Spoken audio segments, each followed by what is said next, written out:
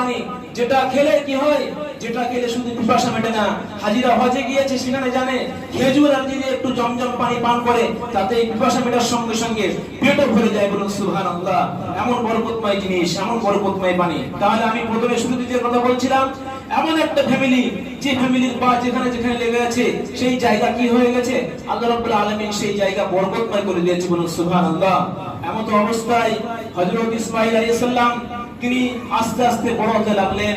তার বয়স যখন কত বছর হয়ে গেল, তার বয়স যখন আস্তে আস্তে 12 বছর 13 বছর হয়ে গেল, এমত অবস্থায় হযরত ইব্রাহিম আলাইহিস সালাম নিজের সন্তানকে দেখার জন্য আবার বাইতুল মুকাদ্দাস থেকে কোথায় আসলেন, বাইতুল মুকাদ্দাস থেকে আবার সেখানে গেলেন সন্তানকে দেখার জন্য।